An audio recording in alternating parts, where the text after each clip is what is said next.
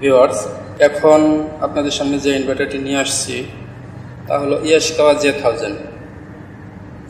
ইয়াশিকাওয়া inverter কীভাবে password দিয়ে lock করা যায় এবং আনলক করা যায় সেই প্রসঙ্গেই আমি আপনাদের আজকে বলবো। কীভাবে প্যারামিটার লক করা যায়। আমি সর্বপ্রথম ডাউন অ্যারো প্রেস করছি, PAR, এখানে PAR আসার পর ইন্টার প্রেস করব। A101 আছে, A101। তো এই যে রিসেট, এই বাটনটি প্রেস করে A104 যাবেন। 04 পরে যদি আবার পুশ করেন আবার পুনরায় 1-এ চলে আসবে। এটা কিন্তু 5 হবে না, এখানে 5 করতে হবে। কি করতে হবে? তো 5 করতে গেলে stop button and up button push.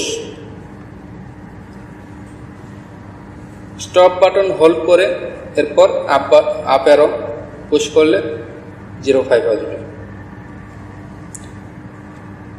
Then enter 0000, মানে পাসওয়ার্ড নাই, একদম আনলক আছে অবস্থায় আছে। তো এখন আমি পাসওয়ার্ড সেট করব। এখানে আপনার ইচ্ছা মতন পাসওয়ার্ড সেট করতে পারবেন। তো আমি যেমন পাসওয়ার্ড সেট করতেছি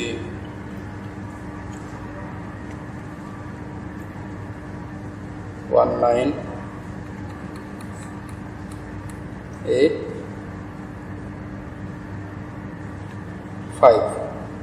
1985 এটা আমার বার্থডে। তো বার্থডেটাই আমি সেট করলাম যাতে ভুলে না যাই, মনে থাকার জন্য সেট করতেছি। দেন এন্টার। এবার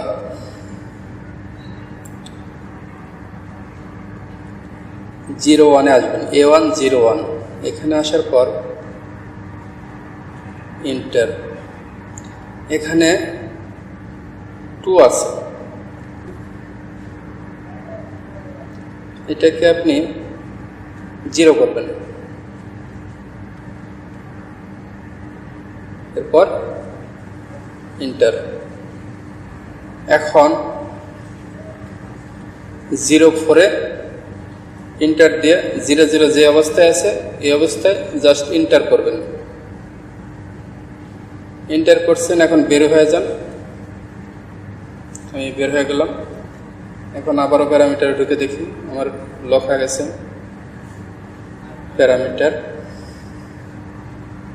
এখন দেখুন 0401, এই দুইটা ছাড়া কোনো প্যারামিটারে ঢোকা যাবে না এখন।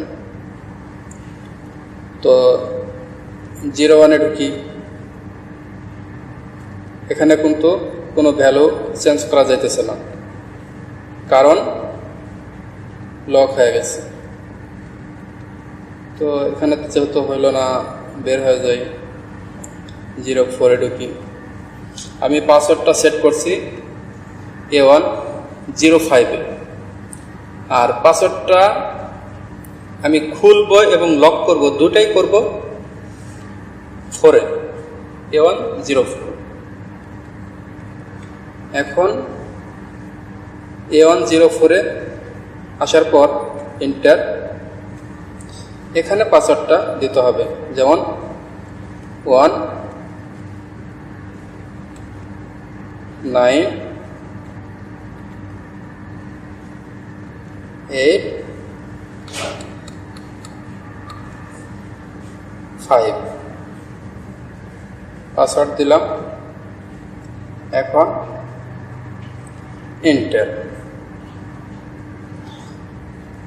এখন আনলক হয়েছে, কিন্তু প্যারামিটার আপনি চেঞ্জ করতে পারবেন না, কারণ আরেকটা প্যারামিটার এখানে চেঞ্জ করতে হবে। এখানে 00 আছে, এটাকে 2 করবেন।